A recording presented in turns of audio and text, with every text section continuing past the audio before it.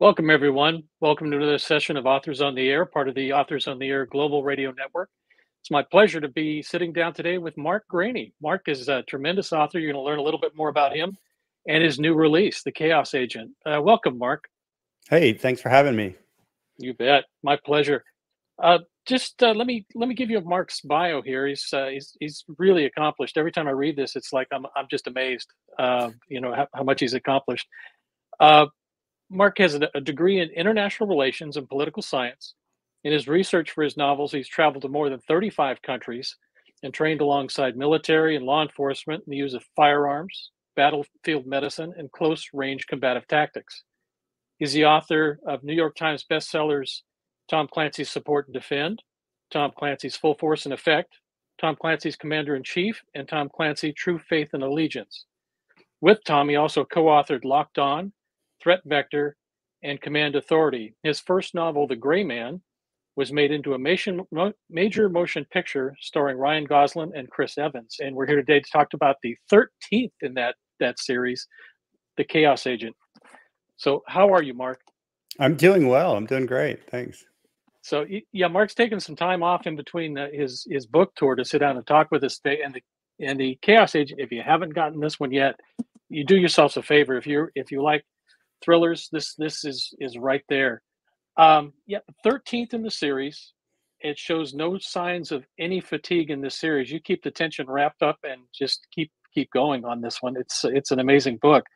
Thanks. Court, when we start off, Court is trying to live off the grid a little quietly, and trouble finds him. Can you tell folks a little bit about the story behind The Chaos Agent?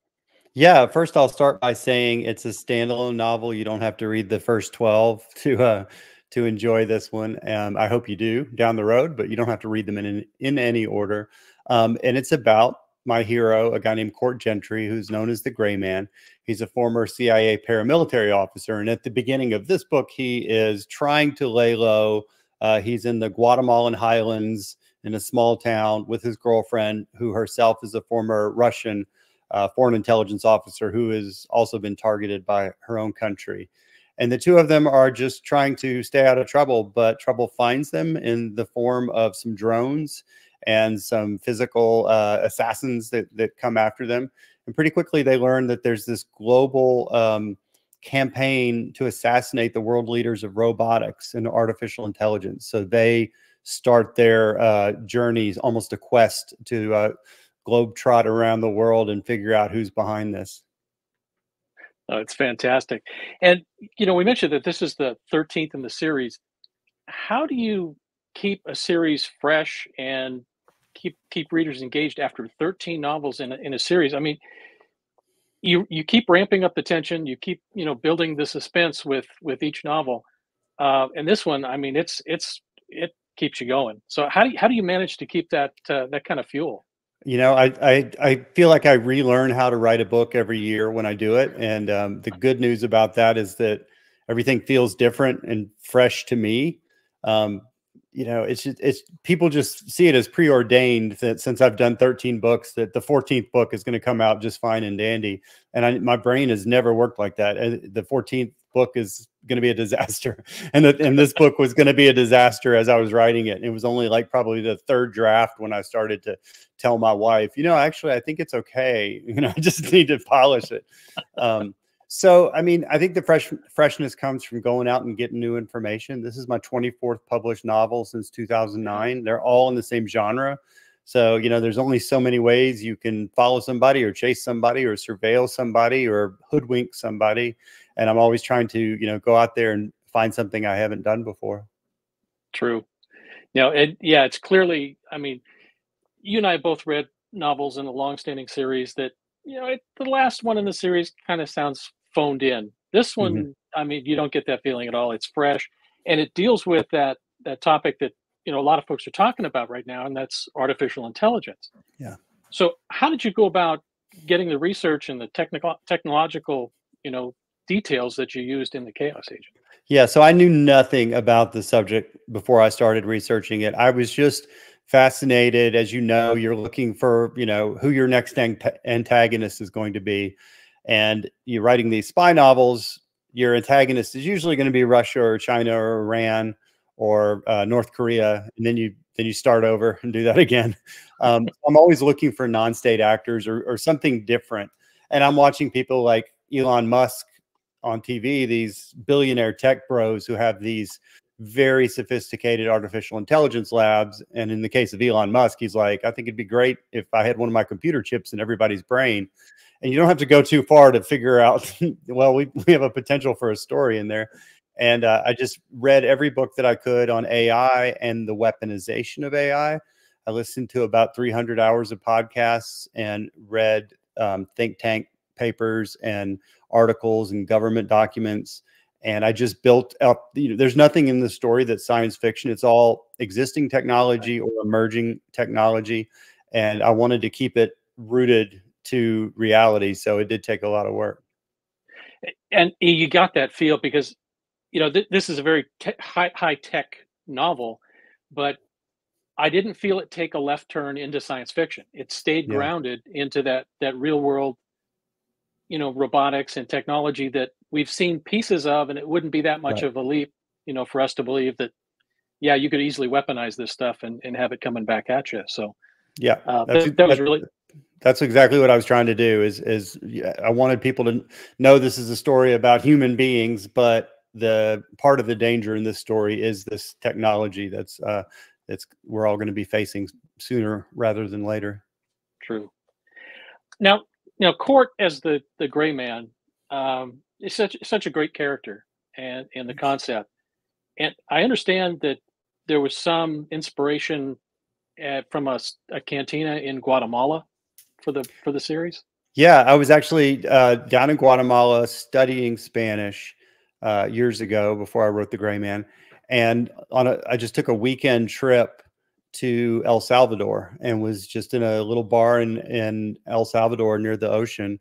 And this guy came in who was American. He was speaking Spanish, but he was American, and he didn't look like the other Americans I saw down there, including myself.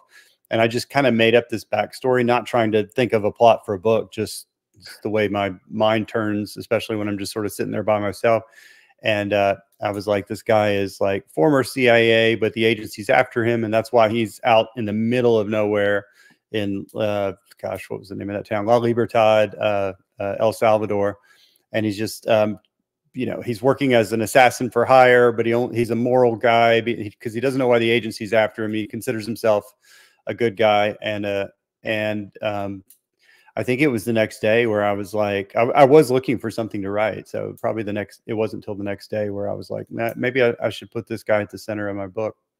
Wow, I think that might have been a good choice. Yeah. Yeah. It turned out all right. Finally. Yeah. It turned out all right. That's fantastic. Now, your series kind of stands out in a very crowded field of thrillers and even techno thrillers. How do you believe readers engage with Court as the gray man to kind of make him really broadly accepted into the thriller world? Yeah, I think about that a lot. I think a big part of it has to do with his vulnerability because he does have all these martial skills and he is able to, solve these intricate problems. He's a very smart guy, very adept and capable, and people love the big plots. But I think at the heart of it, people like the fact that he has some vulnerabilities. He makes mistakes. He gets hurt. He suffers psychological damage from some of the things he does. All that's interesting for me to write about and to think about, and it adds like different layers to the story. But I think if you compare the Court Gentry character with some character who is just straight up a tough guy that just kicks everybody's butt and moves on to the next town, I think Court offers something different because he is this guy who's just barely scraping through and using all of his wits to get him through, but just barely making it. And I think that's part of the fun of the series. Yeah, and you kind of touched on it earlier when you said that Court has this moral compass that kind of keeps him centered, and some of the other protagonists that we've talked about, kind of miss that piece. Mm-hmm. How important was it for you to make sure that he had some direction, of what true north was for him? Yeah, I just he sort of follows my worldview. He just does he just handles things, whereas I just kind of whine about them or research them. So all this type of writing, there's a little bit of wish fulfillment in there, and that's what that is. And I wanted him to be, at his heart, a good person, because I'm going to write all this violence that he commits. I'm going to write have to write scenes where he does things that people would think are really, really horrible. So I want there to be some reason to root for this character, and not just make him this sort of cardboard cutout killing machine that you just drop into different scenarios. I wanted him to have some heart and soul that was positive. Yeah, I think you definitely hit that, because he's a character, even though he's got this background, and like you said, he can be a violent guy when he needs to. Yeah. um, you still kind of identify with him, and you kind of root for him to survive this next challenge. So Yeah. it's really, really well done. Thank you. Um, when you first started writing the Gray Man series, a, a long time ago now, 13 books now, did you ever see it going as far as it has and as popular as it has been? No, absolutely not. And I look back, and I never even saw it as a series. I never even thought of it as a series. Not Wow. once when I was writing it. I was just trying to become a published author, and I had no more ambition than that. And the first Gray Man was just a mass market paperback release. It wasn't this thing that blew the doors off. Hollywood picked it up. It was optioned really quick, so that was a positive. But I mean, this wasn't something that everybody was talking about, or went to auction or any big deal like that. So a few months before it came out, maybe 6 months before it actually came out, my editor reached out to me and asked me if I'd like to do 2 more books in the series. And I truly, it's so strange looking back on it now that I know a little bit about this business. I asked him what the books would be about, and he's like, "Well, you're the writer. You're going to have to figure that out." I was like, "Oh, okay. Yeah, that makes sense." And but so I was so unprepared, even for a series. And so I didn't see a book 2, much less a book 13, and it has really, Wow. really taken off. And obviously I couldn't be happier. I like writing other stuff, but I always like coming back to Court and Zoya and Zach and Matt and those guys, and telling another one of these tales. No, it's fantastic. Now, if you had anything to do differently, when you started the Gray Man series, and even first few books in, would you have done anything different in terms of his character arc or the storyline? Well, yes, I would have done things differently, but not necessarily him personally. It's more like when I wrote the first book, I kind of tied him into some things that don't make a lot of sense. The more friends I have in the CIA, and the more time that I spend at the Pentagon, and the more whatever stuff I learned throughout the career. But there's things where it's like, well, in the first book I said that he did this or he was this, so I'm kind of stuck with that. So I'm just trying to sell it. And the average reader doesn't notice it, but I'll talk to some guy in the CIA, and they're like, "Oh, he's a special activities agent, special activities guy." It's like, yeah, every one of those guys I know is 40 years old and has had 3 VA surgeries and a bad hip, and and all that. These are the beat up guys, and you're making Yeah, him like a ninja. But I didn't know that at the time, and actually, obviously, the story's more fun and more kind of wish fulfillment if he's not walking around with a bum leg the whole time. So, I don't think there's anything major about the series. I think it's come together pretty organically without a lot of planning of where the story's going to go. And so sure. I'm happy with how it's moving along. No, it's one of my favorite series. So that's Thank you. why I was really eager to sit down and chat with you today. Yeah. Can can you give us a peek at what you're working on next for Court? Yeah, so for Court, I will start book 14. We don't have an official title, but we have an unofficial title that I guess I can't say until it's an official title. I know some locations where I'm going to do some research this year, and it'll be out next February. I will write it. Really, after doing this book tour, I'm going to take a little bit of time off and then start writing it. And I have another book coming out in June called Sentinel, which is not a Gray Man story. It's the second book in my Josh Duffy series. The first one was called Armored, and it came out 2 years ago. So the second book in that series, and that series is sold to television, so they're developing that as well.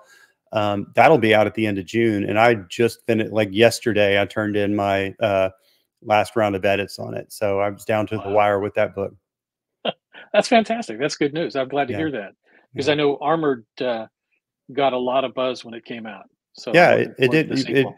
surprised. It did really well. So they were excited to get the second book in. I went to West Africa last year or late last year to do some research because it takes place in Ghana, Africa, and it's an interesting story. I hope people look for that too.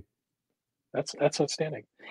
Um, we'll end up here with three quick hit questions for you, thinking about Court and his character. So, what's Court's favorite cocktail? Favorite cocktail is Irish whiskey with a drop of water in it. It's not really a Nice. cocktail, but Yeah, say my it counts. Yeah. yeah. Any specific Irish whiskey that he likes? I've had him drink Redbreast a lot in the Hmm. books. I just don't love Scotch, and I love bourbon, but it just this he's out of the country so much. Yep. I threw Irish whiskey. It's one of those things you throw in early in the series. And you're like, I guess he's an Irish whiskey I fan. guess he is. Yeah. No. And yeah, good choice on Redbreast. That's one of my favorites. Good. Um, what's Court's favorite music? Favorite music is sort of classic rock, like Tom Petty, sort of roots rock type of stuff. And I only know Nice. that because I put that in one book. After 13 books, you throw in these little nuances here and there, and so suddenly you have all this stuff built up. I don't remember it all off the top of my head, but I do remember that gosh, he likes Allman Brothers and Tom Petty and stuff like that because that's what his dad listened to. Nice. Nice touch. So, what's Court's biggest fear? Biggest fear. Okay, so his biggest fear, that's again built up within the series, is his biggest fear is failure, injuring the innocent. Yeah. There's a lot of play to where he knows he has these skills and he can use these skills for good or for bad, evil, and so he's always trying to make the right moral decision to the extent where in a couple of the books he makes decisions. And as I was writing it, I was like, okay, the reader is not going to want him to do this. The reader would thinks it makes more sense to do the other thing, and the reader's right. But I've built this character this way, so I have to stay true to the character. So Right. he's so he's so terrified of not of his skills being used for bad, and that's what he's afraid of. That makes perfect sense. It fits the character really well. So, where can folks find you? I know you're going on another leg of the book tour, but where can folks find you for the rest of the year? Are you going to be at Thriller Fest? I will be at Thriller Fest. I'll be at BoucherCon. I'm going to be at Readers Take Denver in April. And who knows where else I'll be. But I do have a website. It's my name, Mark Greaney, Greaney, books.com, and should have all my info there of what I'm doing and where I'll be. Great. No, thanks for taking the time out of your really busy schedule with two books going on and options for film rights. That's outstanding. And folks, if you haven't gotten this one yet, get out there and nab it. Maybe you can find Mark on tour if he's coming to a city near you. But it's well worth the read. You'll want to take this one and run with it. Mark, thanks for taking the time to spend with us today. Man, thank you so much. Enjoy talking to you. All right, you take care. Yeah.